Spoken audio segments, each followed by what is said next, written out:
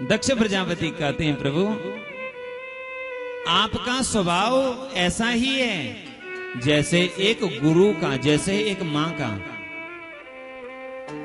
शिष्य अपराध करता है, गुरु दंड देते हैं, लेकिन उनका दंड हानि पहुंचाने के लिए नहीं बल्कि सुधार करने के लिए है।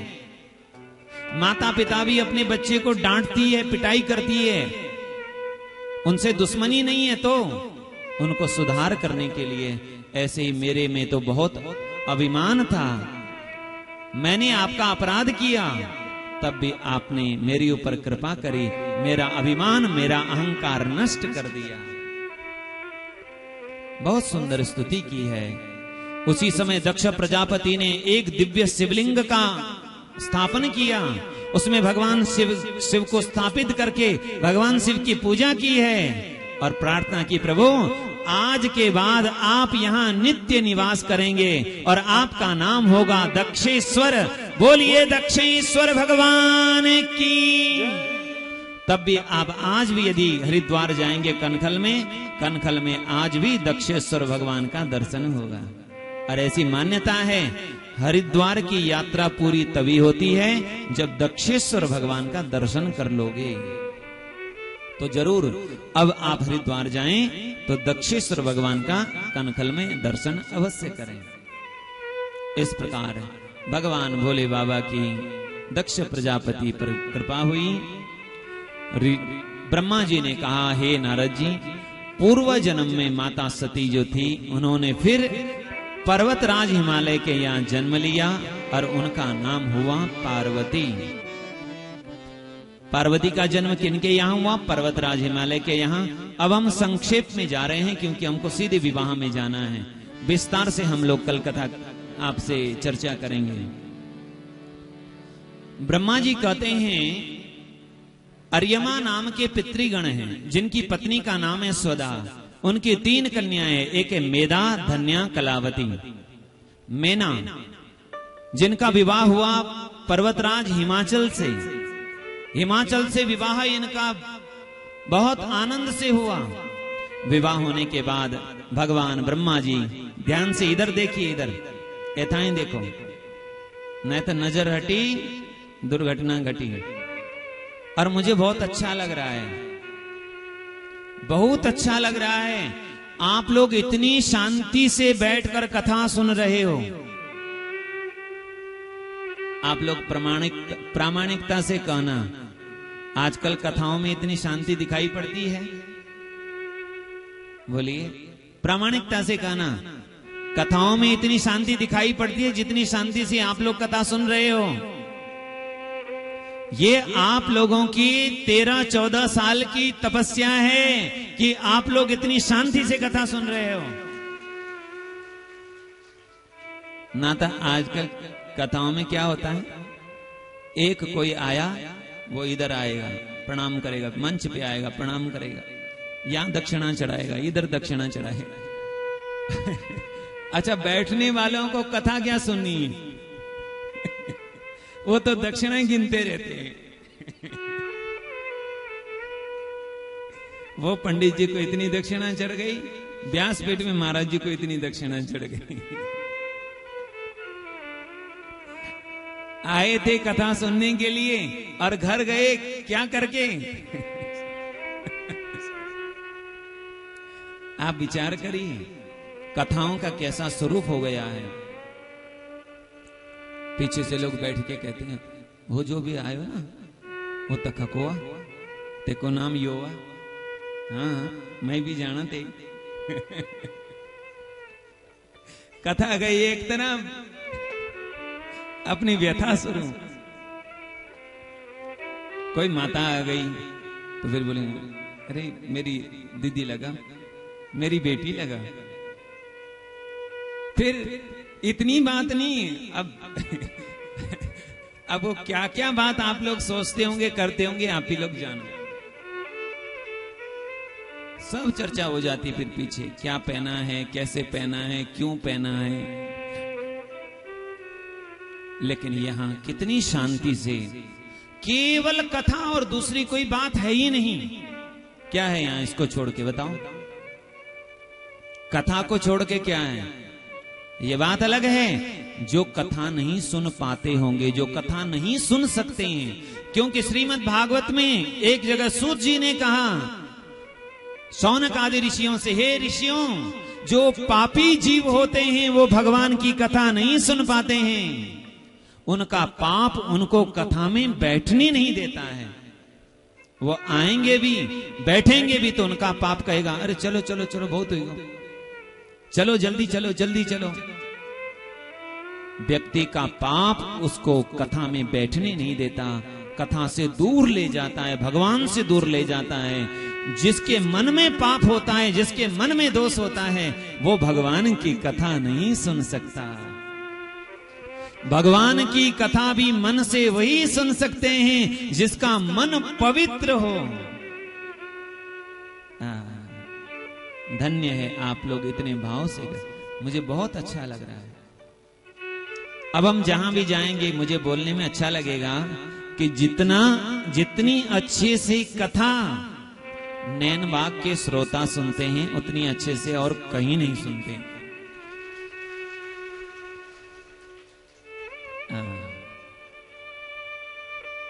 कथा को छोड़कर और कुछ दूसरी बात नहीं है। पितरों के लिए कथा कर रहे हो तो पितरों का उद्धार कथा से होना है। कथा सुने। आप अपने कल्याण के लिए कथा करवा रहे हो तो कथा सुने, कथा से कल्याण होना है, बाकी की व्यर्थ की चीजों से नहीं। कथा का एक शब्द भी हमारे हृदय में चला गया, एक प्रसंग भी हमारे हृदय में चला गया, एक शब्द भी, एक वाक्य भी हमारे हृदय में चला गया कथा का, तो वह एक वाक्य भी, वह एक शब्द भी हमारे हृदय को पवित्र कर देगा। भगवान महादेव भी कथा सुनते हैं, मानो प्रेरणा दे रहे हों। जीव को शांति मिलती है कथा से। जीव की जो बातें हैं वो व्यथा है। हमारी बात क्या है आपस में? जो आपस में बात की जाती है, जीवों में जो बात होती है वो व्यथा है। जीवों की बातें व्यथा है और भगवान की बातें कथा है। इतना फर्क है।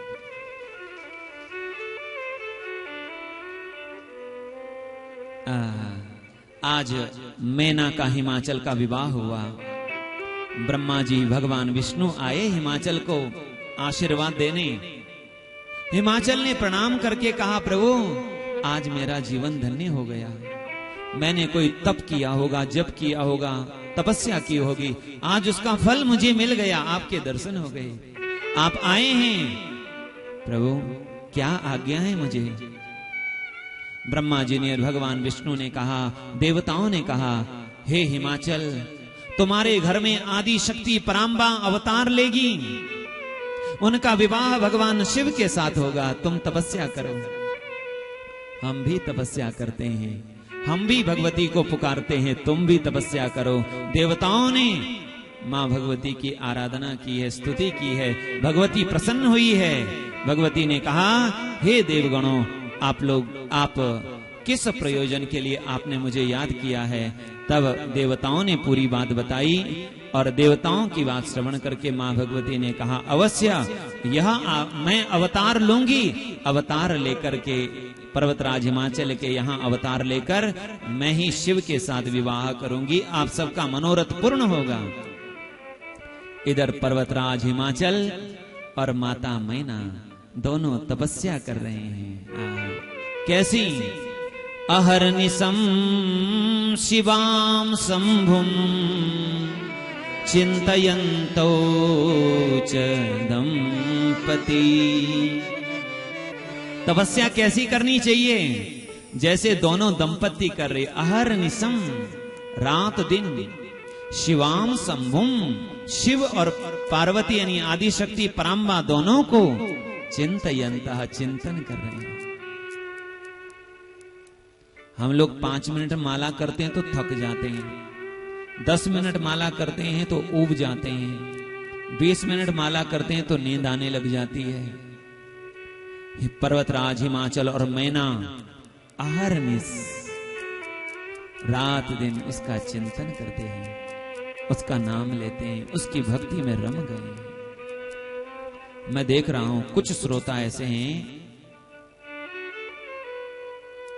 कुछ श्रोता ऐसे हैं जो बिल्कुल आंख बंद करके एक भाव से कथा सुनते रहते हैं।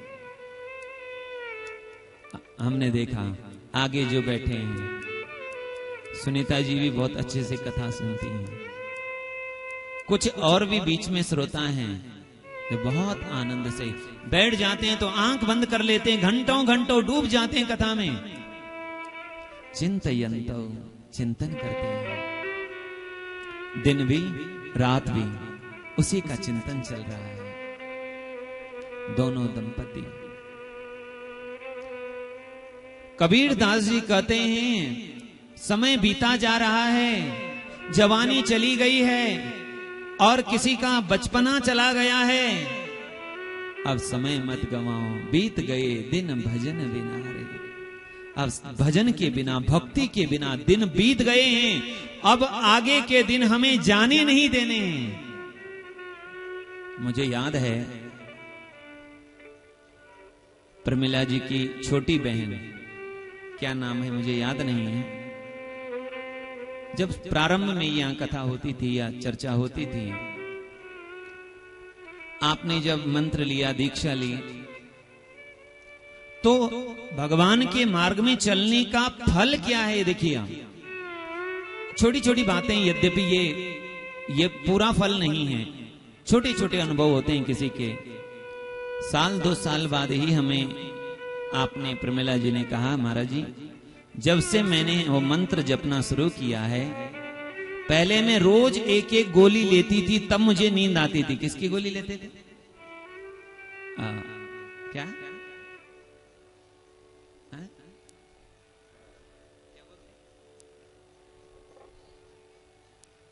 गले का कुछ था, क्या? गले का कैंसर। अच्छा, जो गले का कैंसर, जो भी हो, गले में रोग था, रोज दवाई लेकर के काम चलता था। जब से उन्होंने भगवान की भक्ति प्रारंभ करी, नियमित उपासना प्रारंभ करी, तो आज बिना दवाई के बढ़िया चल रहे हैं। चल क्या रहे हैं, कितनों को चला रहे हैं। बढ़िया चल रहा है। आपसे छोटी बहन जो मसूरी रहती थी, मुझे याद है आपके मन में था कि उनको भी भगवान की शरणागति दिलाएं, मंत्र दिलाएं। आपने 1-2 बार हमसे बोला भी कि हम तो जाते फिर आ जाते थे। उसी के बीच में हुआ ये कि मैं, शायद हम कहीं बाहर कथा में थे, उसी के बीच में उनका शरीर छूट गया और मुझे सूचना मिली। मेरे मन में बस एक ही बात आई, जीना मरना तो परमात्मा के अधीन है, समय के अधीन है, हमारे अधीन नहीं है। लेकिन मेरे मन में एक बात आई कि यदि उनको भी भगवान का मंत्र मिल गया होता, साधन मिल गया होता, भगवान की शरणागति मिल गई होती, तो निश्चित भगवान का वाक्य है, सर्वधर्मान परित्यज्य मामेकं शरणं व्रज अहम त्वा सर्व पापेभ्यो मोक्षयिष्यामि मा शुचः। उनको वह परमात्मा की गति अवश्य मिलती। मतलब थोड़े समय का, थोड़ा समय चूकने से, थोड़ा समय विलंब करने से, जैसे भगवान का वह साधन से चूक गई, वह उन्हें नहीं मिल पाया, तब से हमारे मन में वो बात बैठी हुई है, अभी भी है। क्यों संतों ने क्यों कहा, यद अहरेव विरजेत तद अहरेव प्रव्रजेत। वेद भगवान ने कहा, जिस दिन आपको समझ में आ जाए, जिस दिन आपके भीतर वैराग्य हो जाए, उसी दिन निकल पड़ो परमात्मा की ओर, प्रतीक्षा मत करो। नीतिकार ने कहा, सर्वम त्यक्त्वा हरिम भज, सब कुछ छोड़कर भगवान का भजन करो। ये सवाल हमारी मृत्यु का है, कल ही मृत्यु आ गई तो क्या करोगे? कबीरदास जी ने कहा, काल करे सो आज करे, आज करे सो अब, पल में प्रलय होएगा, बहुरी करेगा कब। आज से अभी से संकल्प कर लो, नियमित जो आप करते हो साधन वो करो, और नहीं तो आप निरंतर युगल नाम करते रहो। कई लोग आप लोग करते हैं राधा कृष्ण राधा कृष्ण, करिए करिए, एक माला करिए, राधा कृष्ण हर हर महादेव। इस प्रकार भगवान का स्मरण करें, भगवान का नाम लें।